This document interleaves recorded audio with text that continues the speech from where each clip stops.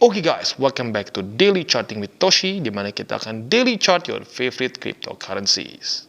Oke, today's video is brought to you by Huobi Global. Ya, kita tahu Huobi Global adalah salah satu exchanger terbesar di dunia.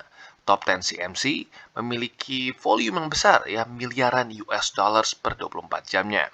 Tentu di sini juga cukup lengkap, ada spot trading, di sini ada margin trading juga, ada derivatives dan lain-lain. Ya, jadi bagi kalian tertarik untuk trading di Huobi Global bisa cek link referaksi di bawah dan mulai trade di Huobi Global. Oke, dalam 24 jam terakhir, cryptocurrency market meningkat sebesar 3,31%. Dengan total market cap mencapai di 900 miliar US dollars. Dan jujurnya ini cukup mengagetkan. Karena kenapa? Data CPI kita bisa lihat sendiri buruk, ya, hasilnya 9,1%, alias lebih tinggi daripada forecast. Nah, kalau kita lihat ya di bulan lalu saat terjadi seperti ini, market langsung drop, ya. Kita bisa cek data terakhir itu tanggal 10 Juni. Walaupun dropnya nggak langsung ekstrim sih ya. Kita bisa cek di sini 10 Juni dia tembus MA20. Nah, tetapi kalau kita lihat pada hari ini atau lebih tepatnya kemarin saat datanya keluar, yang terjadi adalah malah Bitcoin terpantul dari 19.300-an.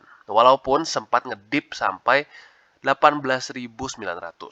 Ya, jadi waktu datanya keluar, BTC ngedrop dulu. Ya, seingat gue dari 19.200 lah ya, 19.400, dia drop sampai ke 18.900 seperti di sini. Ya. Tapi anehnya setelah itu terpantul. Jadi lagi-lagi ini data yang cukup membingungkan. Tapi ya kita harus ingat, pada tanggal 10 Juni pun awalnya nggak langsung kapitulasi. Ya, terjadi dulu butuh beberapa hari baru kapitulasi. Jadi jangan kita senang dulu, kita harus tunggu sampai minimal dia bisa bertahan beberapa hari ke depan. Kalau sampai beberapa hari ke depan dia bisa terus kuat, volumenya bisa terus tambah, tembus MA20, bahkan bisa menembus juga higher high di sini. Nah, kita boleh mungkin lebih tenang, ya. Jadi ingat bulan lalu lah kesannya ya, tanggal 10 Juni nggak langsung drop. Jadi masih ada kemungkinan rejection dari MA20 dan lanjut ke bawah, ya. Jadi kurang lebih seperti itu, dan kalau kita lihat ya, lagi-lagi market semua cenderung hijau. Bitcoin naik sebesar kurang lebih 4%-an dengan angka di 20.300. Ethereum meningkat sebesar 5,52%. Lalu BNB dia meningkat sebesar 3,8%. XRP meningkat sebesar 2,5%-an. Cardano naik sekitar 3%.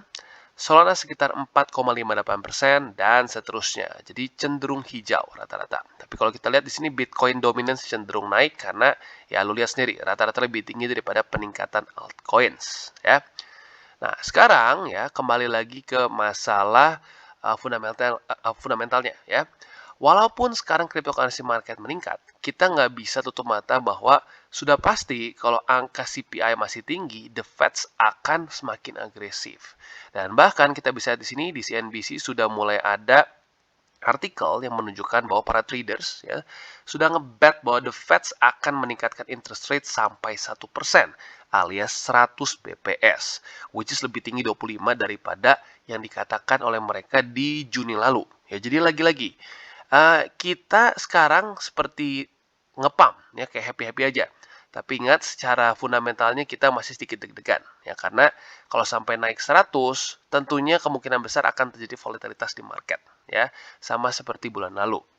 Dan apa intinya dalam kondisi yang tidak pasti seperti sekarang, jangan sampai kalian over leverage. Ya, jadi gue sarankan untuk sekarang jangan terlalu banyak buka posisi futures. Kalau mau tetap buka harus pakai SL atau ya pakai stop loss yang inilah, yang lebih ketat daripada biasanya, ya. Jadi ya kita lihat nanti pada tanggal 28 hasilnya seperti apa. Kalau sampai naik 100 BPS, ada kemungkinan besar cryptocurrency market bisa kembali ke banting, ya. Bahkan arguably kalau kita lihat dari bulan sebelumnya data CPI ya, tanggal 10 Juni ya, kita bisa lihat dia kebantingnya itu nggak tanggal 10, tapi kebanting itu mulai pada tanggal 12 di sini baru boom kapitulasi. Jadi ya lagi-lagi jangan terlalu FOMO ya, jangan FOMO dulu sekarang, jangan sampai monkey brain kita menguasai otak kita. Pelan-pelan saja dulu. Kita lihat apakah dalam 24 jam ke depan Bitcoin bisa terus menemukan volume dan tembus MA20 atau tidak, ya. Dan sekarang kita akan geser ke indeks dolar. Untuk indeks dolar kita bisa lihat anehnya pada tanggal 13 Juli di mana pada pukul 19.30 alias jam setengah 8 malam dikeluarkan data CPI, anehnya indeks dolar nggak menguat ya. Gue pikir kalau datanya tinggi ya, atau si hasilnya bagus seperti di sini ya, tanggal mana nih? Tanggal 10 Juni kita cek di sini. Kita lihat 10 Juni saat hasilnya keluar dia naik. Nah, di sini kita bisa lihat tidak terjadi seperti itu. Malah kita bisa lihat indeks dolar ketahan oleh 108,555 ya. Jadi lagi-lagi ya, ada teknik analisis juga yang bisa kita pakai di sini ya. Dan sampai kita bisa lihat ya, sampai sekarang pun daerah sini 108 ini masih menjadi resisten untuk indeks dolar. Nah, ya, ini ada satu teori. Teorinya apa? Teorinya ya rakyat Amerika maupun market lebih tepatnya, jangan rakyat ya, kayak terlalu abstrak kalau rakyat. Markets mulai kehilangan trust terhadap the Feds ya. Mereka mulai kehilangan trust bahwa the Feds bisa mengontrol inflasi ya. Dan apabila itu terjadi, ada possibility ya, lagi-lagi ini masih spekulasi ya, masih spekulasi. Ada possibility orang-orang akan memilih untuk memindahkan ya cash mereka ya, atau dolar mereka ke aset-aset yang menurut mereka bisa menjaga daya beli mereka. Ya, jadi lagi-lagi ada possibility seperti itu. Ya. Karena baik lagi, kalau kita lihat di bulan lalu, nggak usah jauh-jauh, ya hanya sebulan lalu saja di tanggal 10 Juni, saat data CPI keluar, kita bisa lihat indeks dolar langsung menguat. Dari angka sekitar 103 langsung naik ke sampai 104, bahkan besoknya tembus sampai 105. Ya, dan kita lihat sendiri setelah itu ya apa yang terjadi. Jadi ya kita harus lihat nih, apakah ya possibility itu bisa terjadi di indeks market, di indeks dolar atau tidak ya. Dan kalau kita lihat juga di sini untuk Nasdaq, lalu S&P, Dow Jones dan lain-lain, kita bisa lihat marketnya masih belum open ya. Lagi-lagi kita bisa lihat di sini marketnya masih close. Jadi datanya delayed ya. Tapi overall walaupun ada peningkatan tetapi tidak sekuat Bitcoin. Jadi lagi-lagi ini cukup aneh ya, cukup aneh datanya bisa seperti ini. Jadi kita harus lihat ya nanti terutama pada tanggal 28 Juli. Apa yang akan terjadi ya, apakah tanggal 28 kalau sampai peningkatan ya, kalau sampai peningkatan the Feds tidak mempengaruhi risk on asset, berarti kemungkinan teori dari Amerika Serikat mulai kehilangan kontrol ya, itu semakin besar. Ya, karena lagi-lagi kalau kita lihat secara sejarah, saat peningkatan dari interest rate itu seringkali mempengaruhi secara negatif terhadap risk on asset seperti BTC, Nasdaq, S&P, Dow Jones dan lain-lain. Ya, dan CPI juga sama. Ya. CPI itu seperti prelude gitu. Orang seringkali dia pengen nge-front running markets dengan cara sebelum data interest rate-nya keluar, kalau CPI-nya jelek, maka dia akan cenderung buang dulu. Nah, yang aneh dari sekarang adalah yang gue bilang janggal, kita bisa lihat data CPI buruk ya. Tetapi orang-orang bukannya membuang BTC, bukannya membuang Nasdaq dan lain-lain, tapi malah nge-hold. Ya, bahkan beberapa mungkin beli sehingga harganya bisa meningkat. Jadi lagi-lagi ini adalah balik lagi masih teori ya, masih teori. Jangan-jangan markets mulai kehilangan kepercayaan terhadap the Feds dan Amerika in general dalam mengontrol inflasi ya. Jadi kita harus tunggu nanti jawabannya pada tanggal 28. Andaikan 28 ini ya, tanggal 28 andaikan interest rate meningkat 100 BPS. Meningkat 100 BPS, tapi cryptocurrency market, Nasdaq, S&P, Dow Jones dan lain-lain tidak drop. Nah, teorinya semakin legit ya. Jadi kurang lebih seperti itu untuk makronya. Sekali lagi gue ingatkan, walaupun kondisinya sekarang cenderung seperti bullish, ingat jangan sampai FOMO, jangan paksakan beli juga di sini karena kalau sampai lu beli di sini juga lu beli di resisten ya. Jadi stick with the trading plan ya. Dan selanjutnya kita akan bahas lebih detail mengenai buying limitnya. Oke, dan sekarang kita akan masuk ke buy limit untuk Bitcoin. Ya, sebenarnya nggak terlalu beda jauh juga. Ya, masih di sekitar 19.300. Tapi seharusnya kalau lu ngikutin DCWT dari dulu, lu harusnya udah punya posisi di sini. Karena kesempatannya nggak cuma sekali 2 kali. Sudah sebanyak 1, 2, 3, 4, 5, 6, 7, 8, 9, 10. Ya. Sudah 10 kali kena di daerah situ. Ya, jadi harusnya sudah punya. Ya. Nah, buat lo sudah punya, tinggal sit back, tinggal mungkin ada satu tempat lagi ya. Satu tempat lagi yaitu di sekitar 15.670, di mana ini adalah statistik MA200. Ya, jadi saat Bitcoin weekly close di bawah dari MA200, kita bisa lihat terjadi di tahun 2020 dan di 2015. itu dua-duanya terjadi drawdown sekitar kurang lebih 30%-an. Maka dari data itu kita bisa ambil juga lah satu lagi price, yaitu di 15.670 ya. Jadi kurang lebih seperti itu untuk Bitcoin ya. Dan satu lagi data yang cukup unik yang tadi gue lupa bahas adalah chart kita di sini ya. Ini chart yang lebih mikronya kita. Di mana kita pernah bahas beberapa hari lalu, Bitcoin sedang ada di price range antara 18.900 lah kalau kita buletin, ke 21.500-an. Dan kita bisa lihat week-nya kemarin literally berhenti di angka sini ya. Ya paling beda $3 saja, tapi basically stay di daerah situ. Wah, Bang, apakah ini ngedukun? No, ya. Karena kenapa? Ini struktur yang terbentuk pada tanggal sini, ya.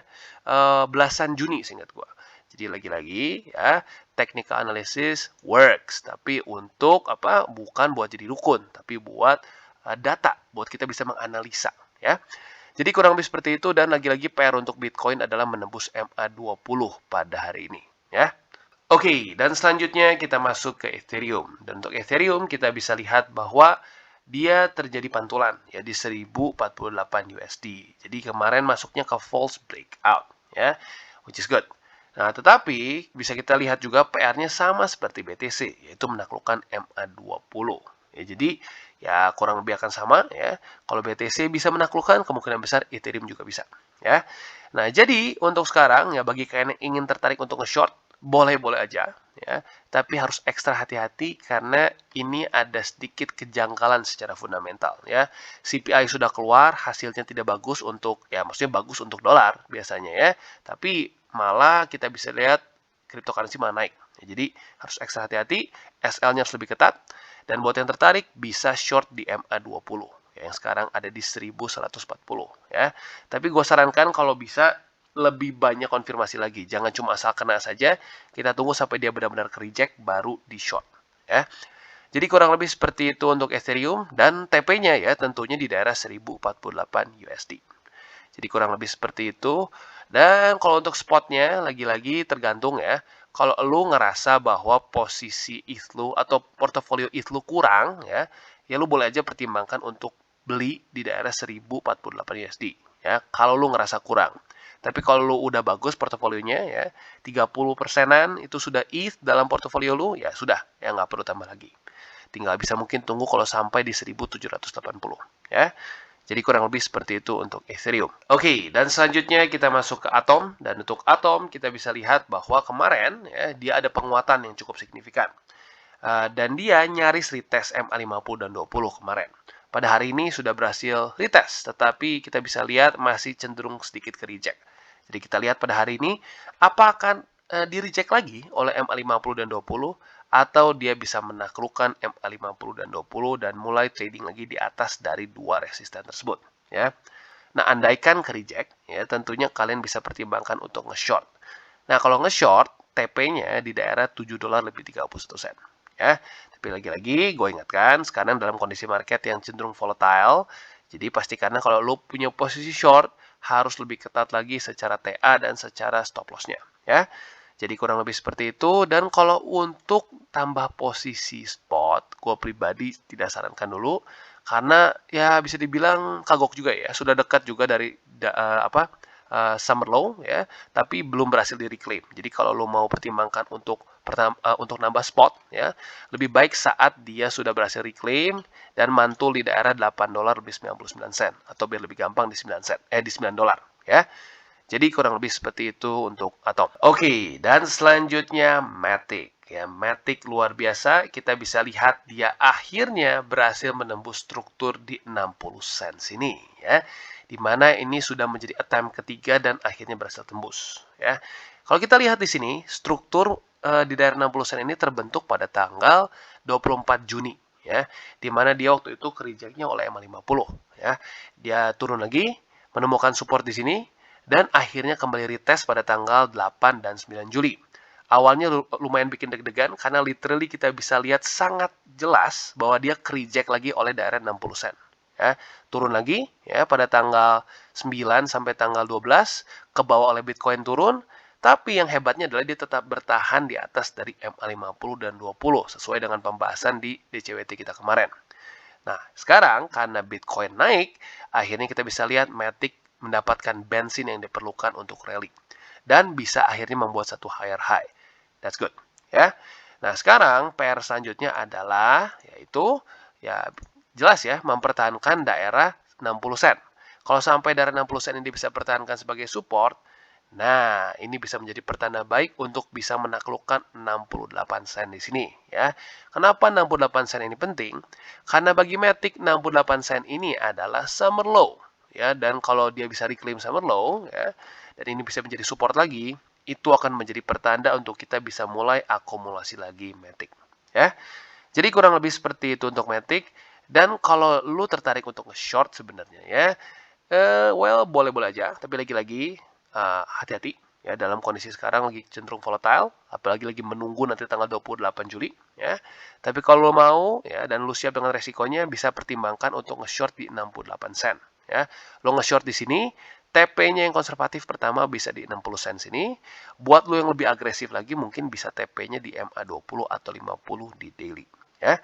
Jadi kurang lebih seperti itu untuk Matic, dan overall kita bisa lihat Matic salah satu altcoins yang secara struktur paling oke. Ya, walaupun nggak jadi V-shape recovery, tapi dia pelan-pelan membentuk struktur higher high, higher low. Di sini belum berhasil ya, tetapi di sini berhasil membuat higher high lagi ya, which is good. Oke, dan selanjutnya Phantom. Untuk Phantom juga kita bisa lihat dia mendapatkan volume yang cukup baik juga kemarin ya, tentunya karena Bitcoin naik ya. Dan kemarin nyaris saja kena daerah 21 sen. Ya, jadi buat lo yang kemarin nge-short di sini nyaris kena, tapi sayangnya enggak. Iya, ya gagal ya. Tapi nggak apa-apa. Ya masih dalam kondisi profit harusnya. Ya kalau lo pasangnya benar ya, antara di sini atau di MA20 saat tembus ya. Nah, jadi untuk sekarang lu mau pertimbangkan TP boleh aja ya, lu mau TP boleh ya, atau kalau lu ngerasa nggak bang, gue ngerasa nih ya besok nge-lag nih ya, besoknya makin hancur lagi turun ke bawah, ya nggak apa-apa. Kalau lu rasa yakin akan lanjut lagi ke bawah, hold aja, pastikan aja pasang SL plus. SL plusnya berapa, tiap orang beda-beda, bisa 10%, 20%, atau bisa juga lu pasang atau lebih tepatnya gini, lu cut loss apabila dia tembus MA20 dan close daily di atas 20. Ya, jadi lagi-lagi setiap trader beda-beda dan punya manajemen risiko masing-masing. Tinggal lu pilih mana yang paling cocok buat lo. Ya. Jadi kurang lebih seperti itu untuk Phantom. Dan untuk spot sebenarnya kalau kalian ingin tambah posisi di 21 sen oke sih sebenarnya ya. Tapi kalau lu mau lebih konservatif lagi, mungkin bisa di 15 sen. Di mana 15 sen ini adalah summer low dan bisa dibilang adalah stasiun terakhir untuk Phantom secara spot ya. Jadi kurang lebih seperti itu overall-nya untuk Phantom. Oke, dan Polkadot ya kurang lebih sama juga, terjadi ada peningkatan volume yang secara overall bullish ya. Tetapi lagi-lagi karena struktur Polkadot sangat buruk dalam beberapa minggu terakhir ya, jadi nggak terlalu berarti juga ya. Nah, jadi tentunya yang akan menjadi tes selanjutnya adalah apakah Polkadot bisa menembus $6 lebih 68 sen. Kalau bisa, selanjutnya MA20. Jadi lagi-lagi PR Polkadot masih banyak secara resisten ya.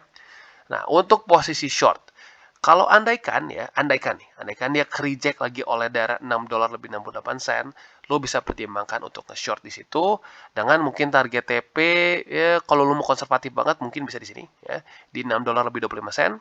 Buat lo mungkin yang lebih agresif mungkin bisa di weeknya sekitar $6 ya. Jadi kurang lebih seperti itu untuk Polkadot. Dan overall kalau untuk spot lupakan dulu ya, karena lagi-lagi strukturnya kayaknya lu nggak terlalu ngerti TA juga udah kebayang ya, strukturnya nggak bagus, lower low, lower high, lower low, lower high, dan seterusnya ya. Dan MA20 sangat-sangat ganas sekali. Jadi kurang lebih seperti itu. Kalau lu mau pertimbangkan untuk beli spot sampai Polkadot bisa reclaim lagi daerah $10 lebih 89 sen. Selama dia masih belum bisa reclaim, gue pribadi sarankan untuk stop dulu aja ya, jangan tambah posisi secara spot. Oke, dan selanjutnya kita geser ke Cardano. Untuk Cardano kita bisa lihat dia ada peningkatan harga tentunya ya. Semuanya terbantu karena Bitcoin naik. Nah, tetapi satu hal yang ingin gua note adalah dia belum berhasil retest lagi 44 sen. Ya, jadi pada kemarin tanggal 12 Juli sempat ada wick mendekati tapi nggak berhasil retest. Kemarin ya, walaupun sudah dapat volume yang cukup besar dari BTC pun, Cardano belum berhasil retest lagi. Jadi gua ada concern bahwa daerah 44 sen ini bisa berubah menjadi resisten bagi Cardano ya. Seperti yang gue sudah bahas sebelum-sebelumnya. Daerah support yang kuat, kalau ketembus, itu bisa berubah menjadi resisten yang kuat juga. Sayangnya seperti itu. Ya. Nah, mungkin yang bisa dibilang yang menjadi penyelamat dari Cardano, itu adalah kalau sampai BTC berhasil rally lagi. Ya, dia rally lagi mungkin ke daerah 21.000, Cardano harusnya bisa ketarik. Ya. Tapi kalau ternyata besok CPI-nya baru kerasa, ya Bitcoin ngedrop lagi, ya kita harus siap-siap kemungkinan besar Cardano akan ke-reject oleh daerah 44 sen. Nah, otomatis di waktu bersamaan bagi kalian yang suka futures, ya kebayang bahwa oh ini berarti setup yang cukup bagus untuk nge-short. Dan yes, it is ya. Jadi kalau sampai ya besok ternyata BTC melemah lagi dan Cardano reject oleh 44 sen, lo bisa pertimbangkan untuk nge-short di situ ya. Dengan target TP di mana? Yang konservatifnya bisa di daerah 41 sen ya atau 42 sen lah kalau kita buletin. Yang lebih agresifnya bisa di sekitar 41 sen ya. Jadi kurang lebih seperti itu untuk Cardano dan tentunya harapan kita adalah supaya BTC bisa lanjut lagi rally dan mungkin apa ya, teori yang tadi kita bahas di depan, di mana market semula kehilangan trust terhadap the Feds bisa benar-benar terjadi, sehingga ya cryptocurrency market bisa mulai pelan-pelan naik lagi. Ya tanpa harus menunggu the Feds. Ya, tapi ya baik lagi, itu masih teori yang masih cukup mentah. Kita harus tunggu tepatnya pada tanggal 28 Juli. Andaikan pada tanggal 28 Juli ya, hasil the Feds dia meningkatkan dengan tinggi, misalkan 100 BPS atau 1%, ya. Tapi cryptocurrency market nggak hancur, ya cryptocurrency market malah naik dan Nasdaq, Dow Jones malah naik. Nah, teori gua itu semakin legit. Ya, tapi kalau ternyata 100 BPS dan tetap hancur, ya sudah, berarti the Feds masih in control, ya. Jadi kurang lebih seperti itu, kita tunggu nanti pada tanggal 28 Juli. Oke guys, jadi itu adalah akhir dari segmen DCWT kita pada hari ini. Dan jangan lupa bagi kalian yang merasakan manfaat dari segmen ini, jangan lupa untuk share ke teman-teman kalian. Dan apabila lu pengen mensupport channel kita, ya TCI, jangan lupa untuk menggunakan link referral kita di bawah. Nggak wajib, ya, tetapi apabila lu menggunakan link referral kita di bawah, ada macam-macam, ya, dari Bybit, Huobi, Maxi, toko kripto, dan banyak lagi, ya. Ya, walaupun nggak wajib, tapi kalau menggunakan link referral kita, lu secara langsung membantu perkembangan dari TCI. Dan satu lagi, jangan lupa juga untuk join Telegram group kita, di mana kita bisa ngobrol-ngobrol santai mengenai dunia cryptocurrency secara dua arah. So, jangan lupa untuk like, subscribe, klik the bell icon, and see you on the next video.